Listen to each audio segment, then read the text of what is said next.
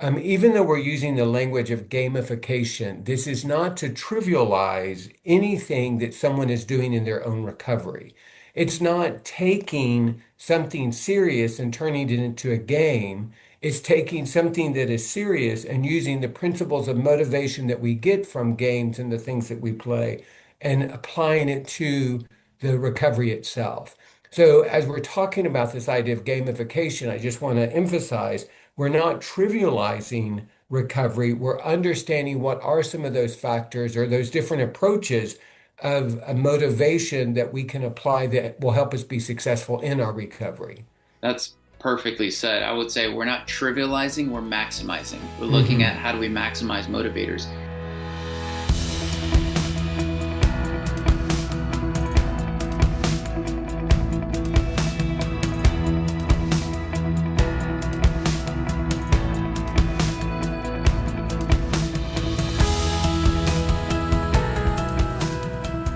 Well, welcome. My name is Greg Miller, and I'm the host of the Faithful and True podcast. And with me today is Anthony Gonzalez, and he is also a part of the Faithful and True team.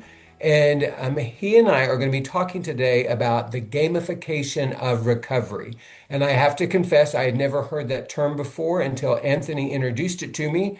So, Anthony, tell me a little bit about what gamification is. Absolutely. And first off, thanks, Greg, for having me back on the podcast. I guess our last talk about the ROI of recovery didn't scare away all our listeners. So I'm back again with some new terms. Yeah, gamification. It sounds like a fancy word, but it really isn't. It's simply applying the principles of games to non-game settings, relationships, or scenarios.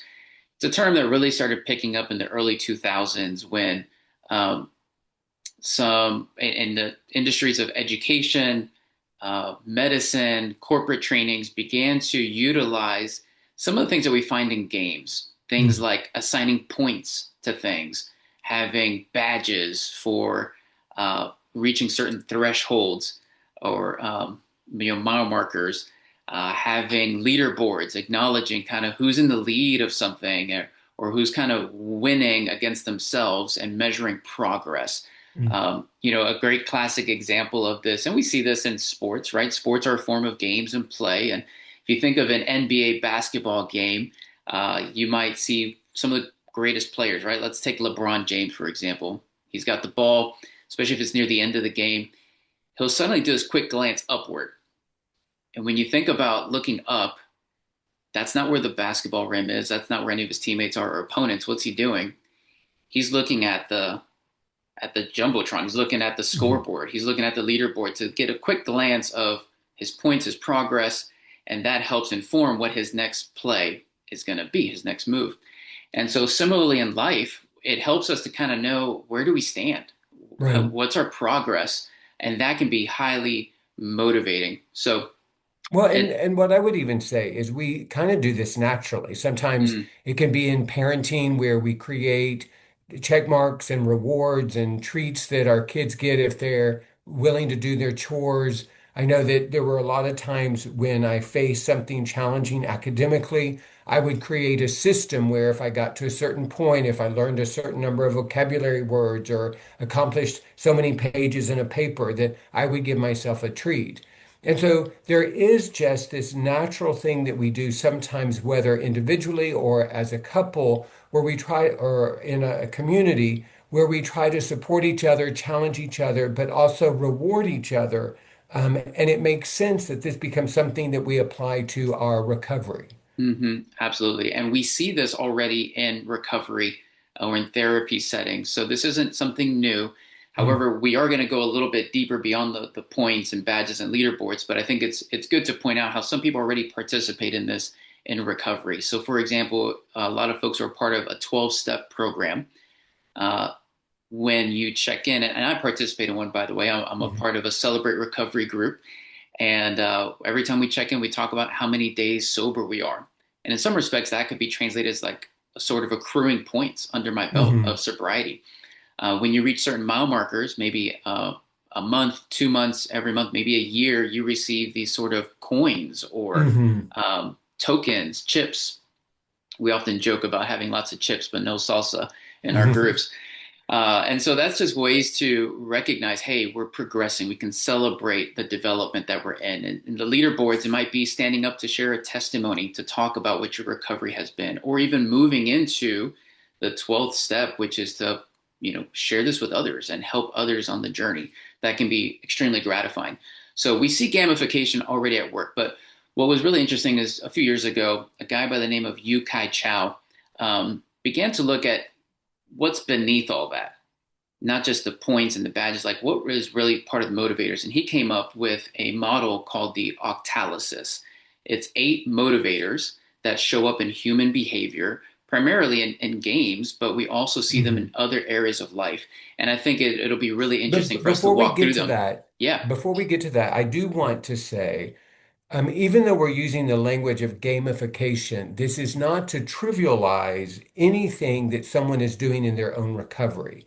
It's not taking something serious and turning it into a game. It's taking something that is serious and using the principles of motivation that we get from games and the things that we play and applying it to the recovery itself.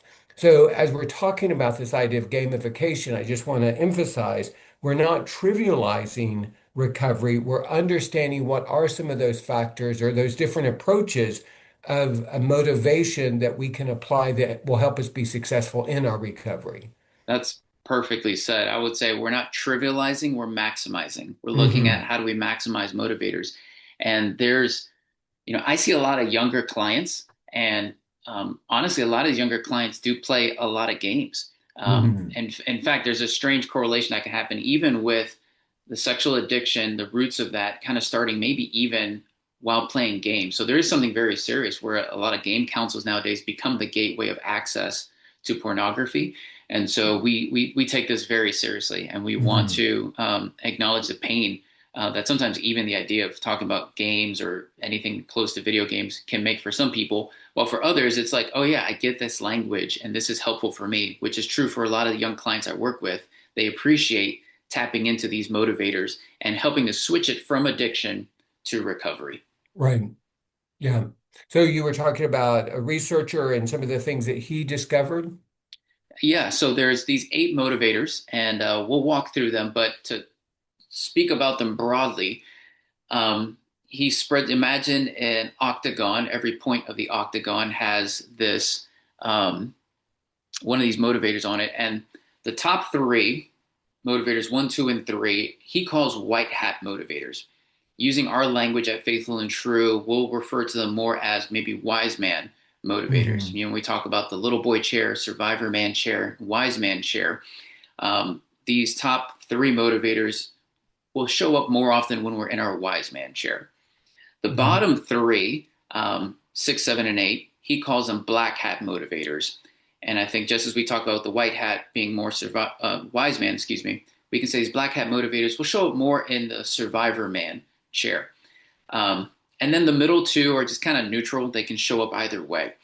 Now, what's fascinating is that these black hat or survivor man motivators can be extremely catalytic. They can be very powerful, high energy from the front end, but not sustaining. They don't Right. last long. Well, Whereas and these, and even to say anything that motivates us to continue our recovery isn't necessarily a bad thing. So there may be some certain things, maybe fear, anxiety, approval, performance. Those may be some things that are motivating us, but what we know is those aren't sustainable. And so, in some ways, it's kind of like the top 3 may be those long-term motivators that keep us engaged in our recovery, and those bottom 3 may be motivators that keep us in recovery but we know that they're not long-term or sustainable. that's absolutely right. So we'll walk through them, and I'll define it, give a just normal life example of what this looks like, and then what this looks like in addiction and what this Hmm. can look like in recovery. And we'll start from the bottom. So number 8 Okay. is loss avoidance. I'm motivated to do whatever it is I'm doing because I don't want to lose something important to me. I'm avoiding loss. I don't want to lose this. It's protection from consequences, right? And so this can show up in sports. Maybe you've heard the difference of there's a big difference between playing to win and playing to not lose, Hmm. right? So people will play very differently if they're trying to just not lose in the game. And so this shows up in addiction, where maybe I'm losing my sense of safety or power and control in life. And so somehow I find a false sense of these things through my sexual acting out behaviors. And that can become highly motivating, where I don't feel safe, and suddenly my brain recalls a powerful sexual experience, and we know where to go to feel safe again. And so we're not losing our sense of safety, or that's our perception of it, and that Hmm. becomes highly motivating. Yeah. Well, and then for our recovery, it makes sense that, especially early on, a lot of people are afraid of all that they might lose if they don't engage recovery. They're afraid they might lose their relationship, their marriage, their job, their families, their reputation. And so that fear of losing something for a lot of people early on in recovery is part of what motivates them. But we also know that in time that will fade. I think what's interesting is it's not, we talk about this at the workshop, being motivated to do recovery so you don't lose your marriage isn't necessarily a bad thing. It's Hmm. just that we know that that can't be my only motivation. And what's true is a lot of spouses can identify when they are afraid their only husband's motivation is because they don't want to lose their marriage. We want more than just that. That can be part of it. It can't be the only thing. That's right. And that was true for me, where my wife, Brittany, said to me very lovingly, but very truthfully, if you are not willing to do the work to become well, I am not willing to stay in this marriage. Hmm. And for me, that was highly motivating because I did not want to lose my marriage. I was also serving as a pastor. I was a new dad. We had one child at the time. And to me, it was like I would be losing everything. So that highly motivated me to spend the time, spend the money, spend the energy to start recovery. But what I saw over time is the percentage of motivation came less and less from that space and more in others, which we'll get Right. to. Yeah. Okay. The seventh one is unpredictability and curiosity. It's the motivation to find out what's next, what's on the other side of this thing. It's the kind of thing that keeps a person sitting in front of a slot machine at the casinos. I Hmm. pull the slot and I want to know, am I going to hit the jackpot, right? This shows up in addiction, where we're curious to know what's going to happen on the other side of this click or on the other side of this swipe. I often hear Hmm. clients when they describe their rituals and moving into a slip or a relapse, it's often started with maybe just browsing something on the internet. They move from intentional activity to more mundane, just dead scrolling is how some people talk about it. And then they see something and they say, oh, I wonder, is that what I think it is?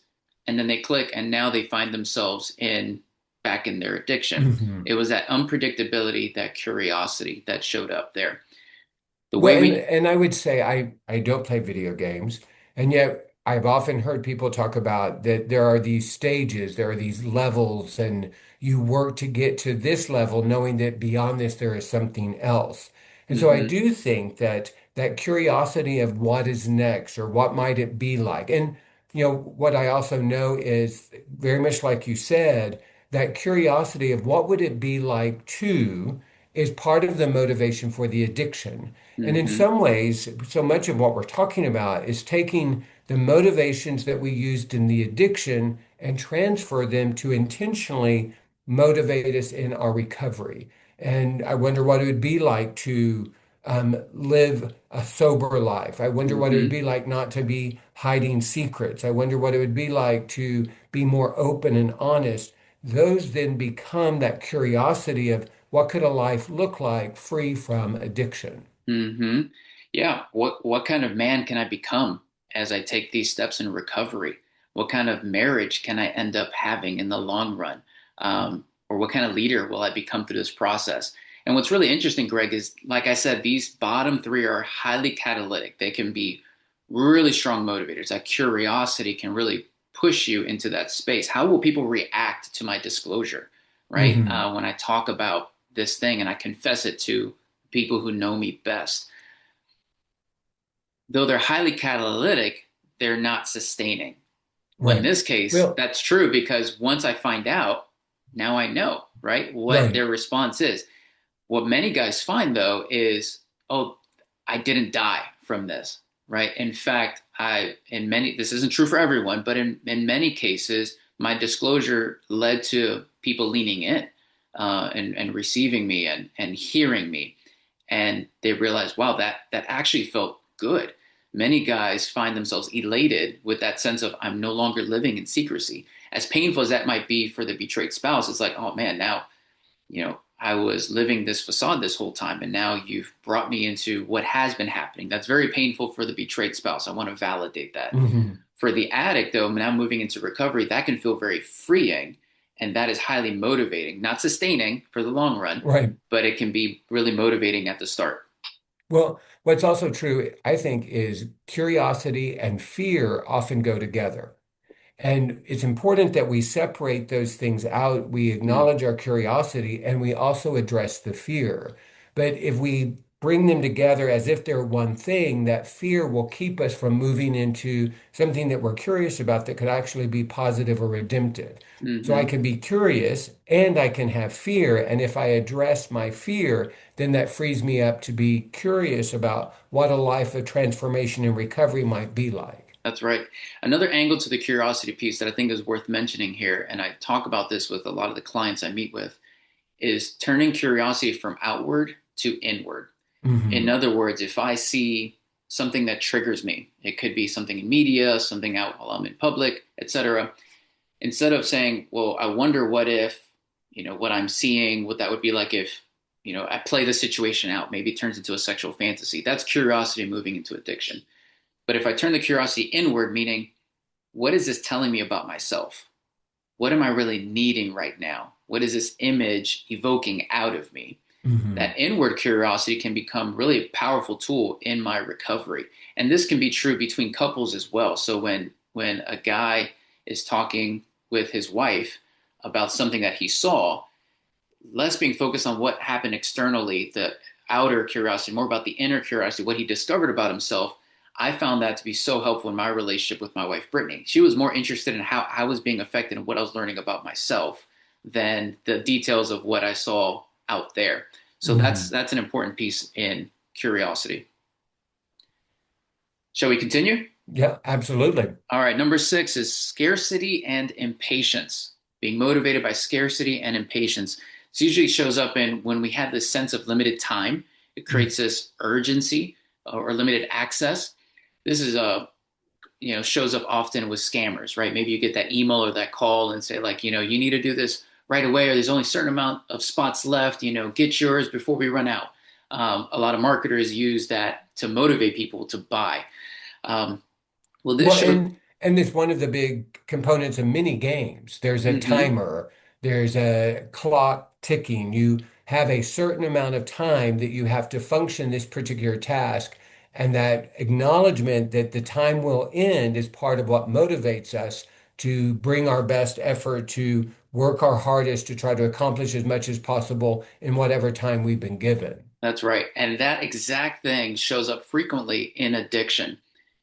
It took place in my life, and I see it in a lot of the guys that I talk to, where, for example, if they know that there's a trip coming up, whether they're the ones traveling or their spouse is traveling, if the guy is married, that becomes this, oh, I have a limited window here. And that can become highly motivating for the addiction to say, you know what, I've been um, oh, I'm blanking out. What's the word? Where I'm not giving myself what I want or need for a long period of time. I'm depriving myself of certain Hmm. things. And now I see this as my opportunity to binge, to make up for lost time or etc. So the scarcity and impatience can show up in times of travel are proven times of vulnerability. This is why for a lot of guys, I encourage them to create a travel plan. And this shows up in the recovery side, right? I have limited opportunity to prepare, to invest in this recovery before it's too late. Maybe there is a time clock to time left in my marriage where my spouse has said, hey, this is how much time I'm willing to give to this. Or Well, and maybe, I would even say what can be complicated is it's not like a specific time, like you've got mhm, 1 month to get it together, or I'm going to give right. you 6 months. But there is this sense of limitation that Hmm. I may not know exactly how much patience my spouse has, or how much patience my family has or my community has. But I intuitively know that there is a limited amount of patience. And if I don't take this seriously, if I don't get on board quickly, if they don't see progress in a short amount of time, then there will be a consequence to that. And Hmm. so that sense of urgency can be direct or indirect, but there's this sense that I need to make something happen quickly. That's right. When I disclosed, I brought forth my struggles, not just to Brittany, but I brought it to the leadership of my church where I was serving as a pastor. And they took a posture of grace towards me. I know I was very fortunate to experience that. That's not the story for all pastors. But they said, we want to see you get well. And they gave me a leave of absence. So for me, there was a real time, beginning and end of that time that I had off. And for me, that became highly motivating to say, okay, well, during this time, I'm going to go to the men's journey workshop at Faithful and True. I'm going to do a full disclosure. I'm going to do counseling. I'm going to do these things. And having that sense of urgency and scarcity of time became highly motivating. Now, again, Mhm. 6, 7, and 8 that we just reviewed, those are these survivor man or black hat motivators, highly catalytic, but not highly sustaining. So now we're going to move into kind of more neutral ones, 4 and 5. Number 5 is social influence and relatedness. It's that concept of community and recognition. I'm motivated because of the people who are around me. And so maybe this shows up just in regular life, right? Like I enjoy attending the church I attend. One, I feel close to God. I'm growing a relationship with Him. The teaching is solid. The worship is great. But it's also the people I get to be around, the friendships I'm forming. And to me, that's motivating to not just bring myself to church, but bring my family because I want Mhm. my family to experience that. Now, this Well, shows, and go ahead. in just in games, it's being on the team. I don't Hmm. want my team to be disappointed. I don't want to let my team down. My contributions make a difference. And so we feel like we're a part of something. We want to participate in that, contribute to that, and we don't want anybody to be disappointed or let down in our contribution to the team, whether we're playing a board game or we're playing at a sporting event. Side note, as we talk about the 7 desires of every heart often here at Faithful and True, one of the 7 desires is to be included, right? To be a Hmm. part of something bigger. And we'll hit on this again when we reach the number one motivator. But this shows up a little bit here in number 5. So in the addiction, this can show up in a few different ways. Some of it can be actual participation with other people. I'm acting out with others, and that can give a sense of social influence, relatedness. But even if I'm acting out alone, but I'm engaging in pornography, pornography gives that false sense of Hmm. social relatedness, right? I have a sense of power or chosenness, maybe even a little bit of a sense of agency where I get to select who I'm participating with. And that can be motivating in the addiction. Hmm. Now, to flip the switch on that towards recovery, we discover we're developing new and safe community in recovery. This is why we often talk about I may be wounded in relationships, but I'm also healed in relationships. This is why it's really important to not do recovery alone. We do this in community. This is why we highly encourage people to join a group, whether it's through Faithful and True or somewhere else, where you are developing that social influence and relatedness and are able to relate with others who are also doing the recovery work with you, and that becomes a mutual motivation between the two. Yeah. Well, and what I would say is nobody recovers alone, that there are certain things that are necessary in recovery, and only a community can provide that. That is the shedding of our shame and the experiencing of grace. That occurs in the Mm-hmm. context of community.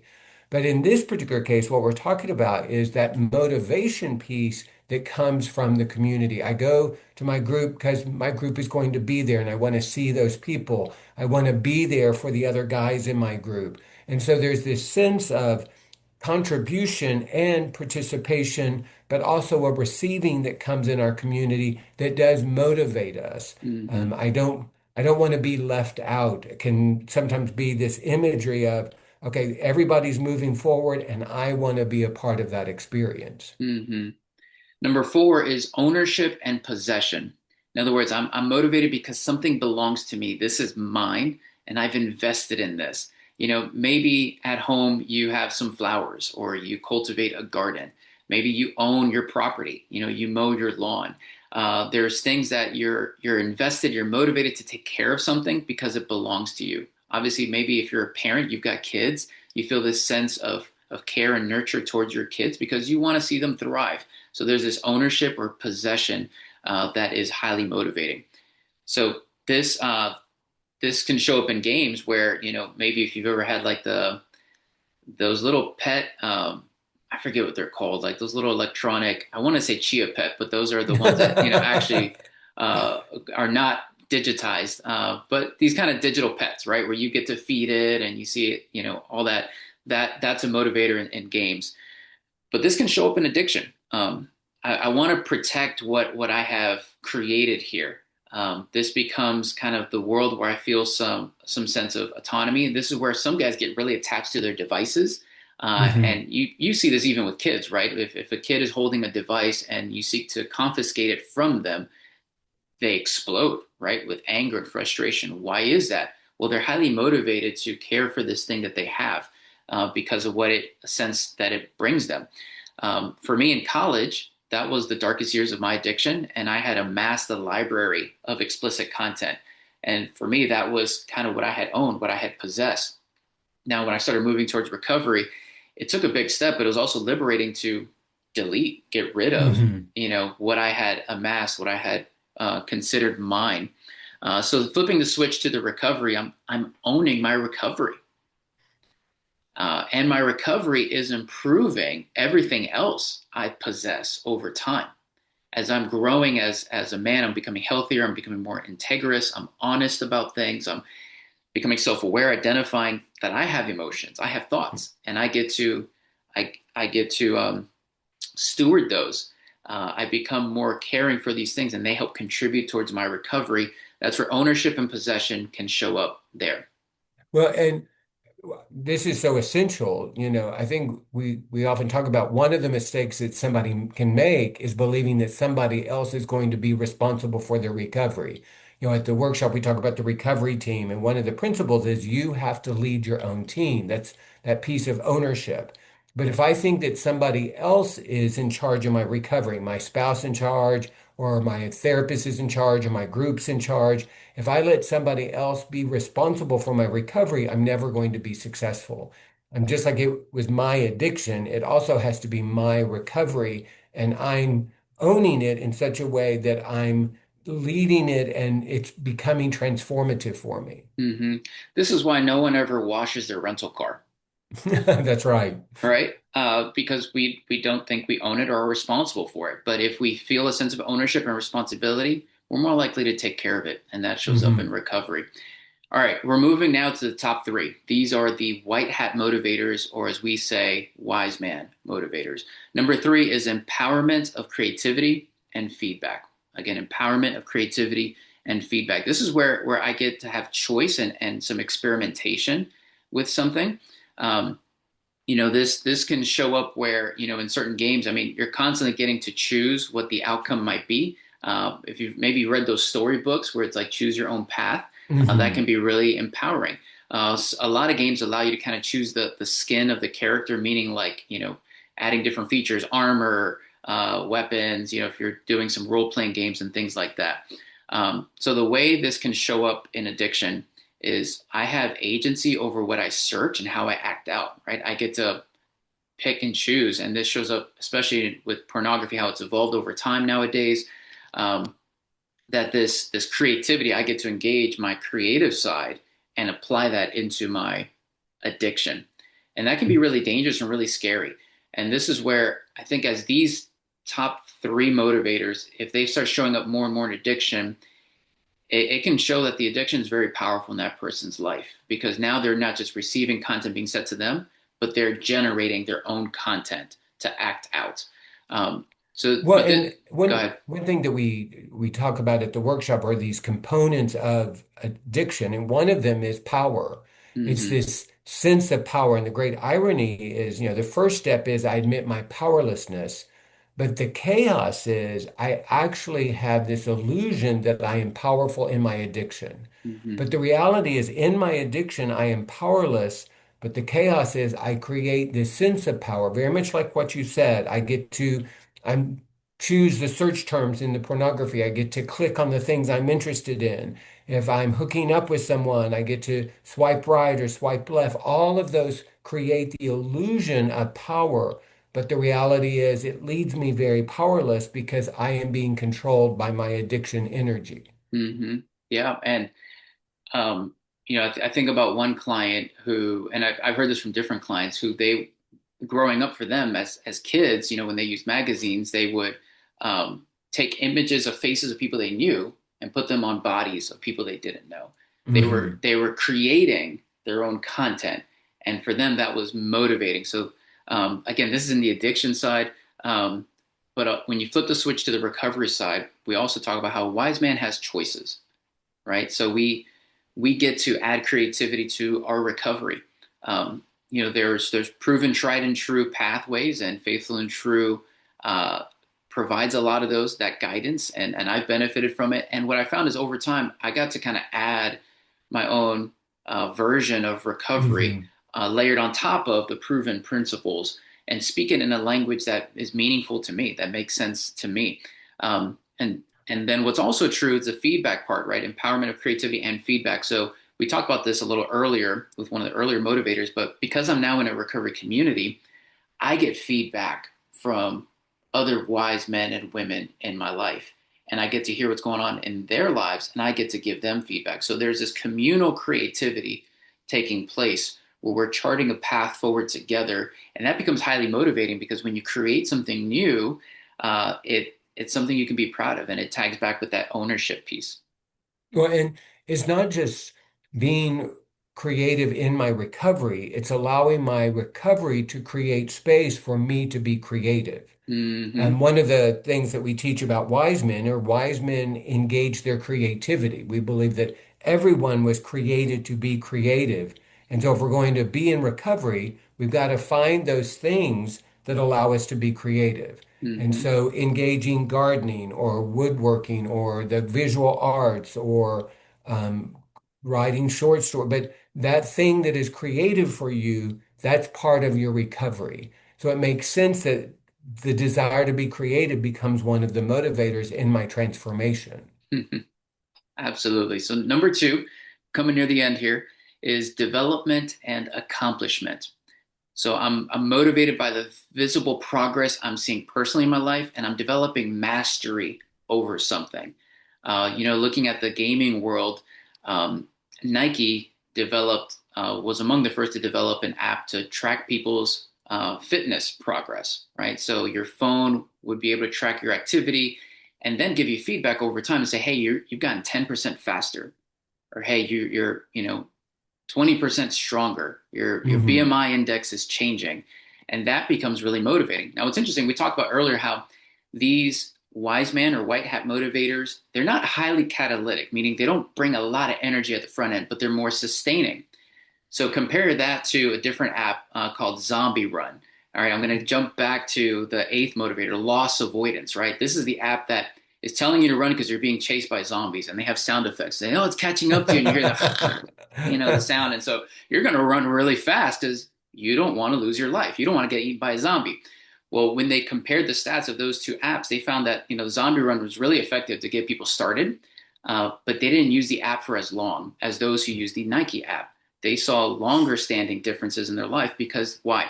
Well, it was more of a white hat or wise man motivator. The visible progress and mastery was more sustaining for their Right. motivation. Well, So that, and deeper transformation, whether we're talking about recovery or our physical self, it takes time. And mm-hmm, so if we're just in it for a short-term type of experience, it isn't going to be sustainable. But if we're looking for a life of transformation, we have to be willing to engage the slow progress sometimes that we experience in the work that we are doing. mm-hmm. So in our addiction, this can show up with a false sense of sexual development. Meaning if I have been educated through pornography and I have access to what I believe is like, wow, I am really leveling up in my sense of what sexuality is to look like. I grew up in Spanish home, so there was a little bit of that machismoism. So kind of the more women, the more respected you would be as a man. And so there was this sense of development and accomplishment that to me, as an early adolescent, I saw that as my ticket to manhood.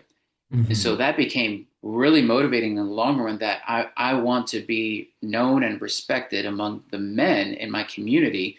And this was my way to do that. And that fueled my addiction in a deep way. So there's a bit of a cultural piece that could exist here for some of our listeners today. And I think it's important to be aware of that motivator showing up in the addiction. So we get a Well, chance to, and even this idea of just confidence. It could be a false confidence because mm, of some sort of exposure to pornography, or it could be a false confidence in the number of sexual partners I've had. But like you said, the addiction is all about deception and lies. And so any sense of confidence in who I am as a sexual person that has come from my acting out is a false sense of self. But it does create the illusion of a confidence in some aspect of who I am. hmm So we get to flip the switch from the addiction to recovery in this development and accomplishment motivator. And that shows up, and we over time see that we are becoming a new man. We are no longer in this false facade of sexuality or Hmm. lies or believing the myths that I've been taught about sexuality, but now I'm living in integrity. I'm experiencing intimacy with the people who I really care about.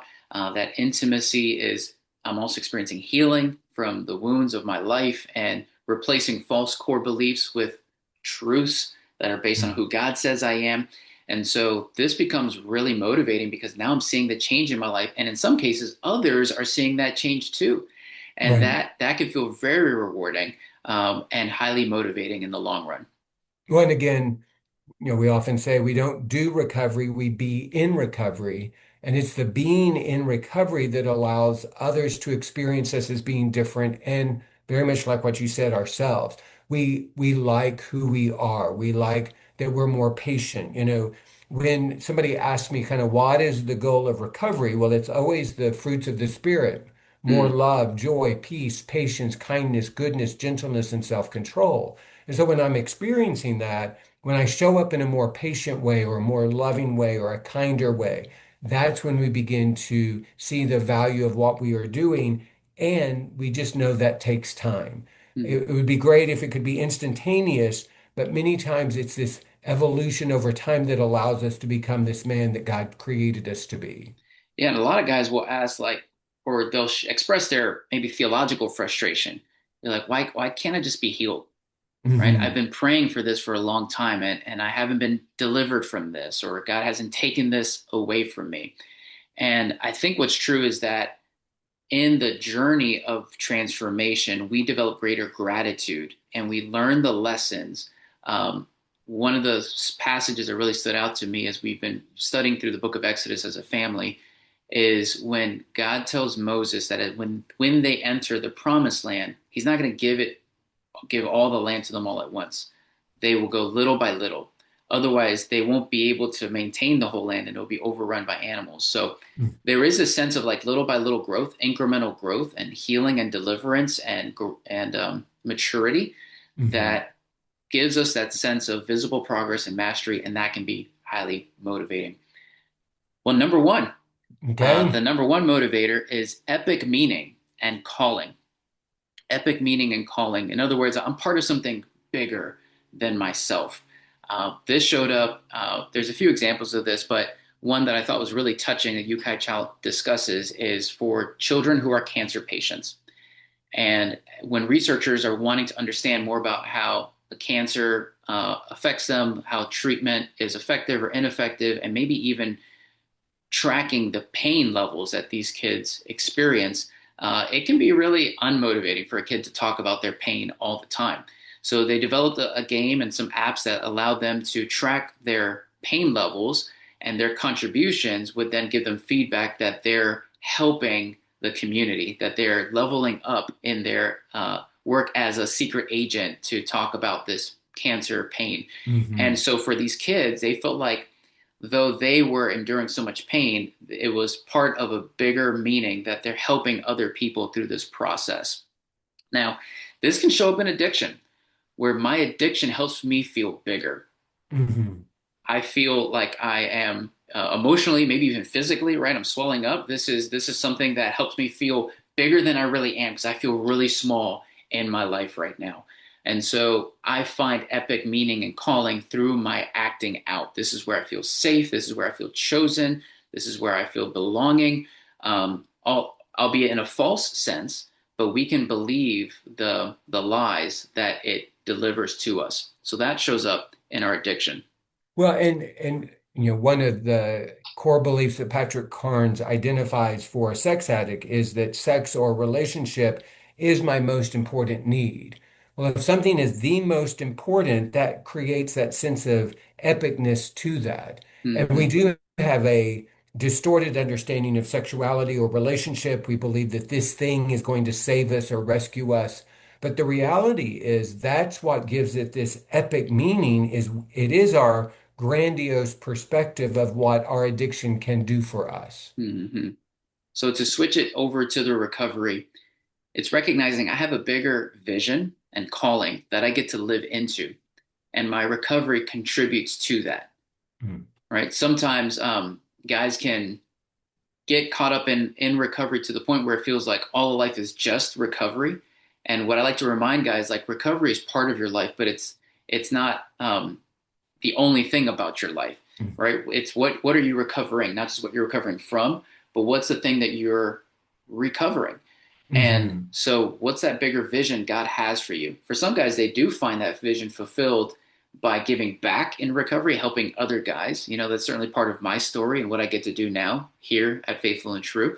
Uh, but for other guys, it is, and maybe it ties back to that creativity piece we discussed earlier, right? I get to Mhm. write things or create something, and now making that available to others and helping others in their whatever problems they face, and I can bring my gifts and skills to that problem and bring solutions. That's a bigger vision that I get to live into. So finding that epic meaning and calling in life outside of the addiction can be highly motivating and sustaining in recovery. Yeah. Well, and again, we talk about this vision of becoming the man that God created you to be and showing up in your relationships that way. So that greater calling of how I'm a husband or a dad or a father or a son, whatever that may be, I show up in this epic, significant way in my life. And ironically, it's me being fully in my life that brings meaning to my life. It's Mm-hmm. not I do these grand, epic, things. It's how I show up in whatever life I have. That's what gives me the vision and the meaning in my life. So zooming out and looking at all eight of these, again, we talked about this earlier, but the more of these we see in the addiction, the more catalytic and sustaining that addiction is going to be. But as we begin to flip the switch over to recovery, the more of these eight motivators we see in recovery, the greater catalyst and sustainability we will see in recovery. And really, we're talking about how do we find the motivation to Mhm. win in life. Again, we're not trivializing the addiction, but we're capitalizing on the different motivators that show up in gamification and how to apply it to recovery. Absolutely. Well, and part of it is, again, the motivation. When I'm in my addiction, I am motivated for my addiction. So it makes sense if I can take that energy, those motivations, apply them to my recovery, I'm going to experience the transformation I desire. Mm-hmm. Now, I know that this idea of gaming is something that is important to you and Brittany, and y'all have even created a game that helps people connect with who they are emotionally and create deeper community. So, what's the nature of the game that you've created? Yeah, that's right. This has actually been an outpouring of our own creative side, right? We talked about that motivator of creativity. And so we developed a game called Ferret Flush. It's a Ferret Flush card game. And it plays similar to some other card games like Apples to Apples or Cards Against Humanity for those who have played that one. But essentially, it offers a prompt, an outrageous situation, and everyone else submits a thought, a feeling, and an action towards that situation to the person who is facing it, and they get a chance to identify what they would most relate with. It's fun, it's silly, it's outrageous, but what we found that it does is it helps normalize the interplay between our thoughts, feelings, and actions. In other words, what we think influences how we feel, and what we do in response to life situations. Second, it helps expand your emotional vocabulary. There's 70 unique emotions in every deck. Third, it helps you get to know other people and yourself along the way because you're discovering how do other people think and feel and what would I think and feel in these different situations. Since we mentioned zombies earlier, one of the prompts is zombie apocalypse, and they're the fast kind. So what would you think, feel, and do in that situation? And then lastly, one of the other things that show up in the game is laughter. If you're not laughing, you're not playing the game right. So it's our hope that whether we have different versions for kids, for couples, for teens, adults, and other resources. So if anyone wants to check it out, you can go to ferretflush.com. Again, ferret as the animal, flush like a toilet.com, and you can pick up a pack for yourself. Okay, great. Well, Anthony, thanks for bringing this concept of gamification to the podcast, and it's been great connecting with you. And for anyone who is interested in more information about Faithful and True, they can reach out to faithfulandtrue.com, and all their questions can be answered there. If that's not enough, then reach out to the office, and we want to do whatever we can to support you in your journey of recovery.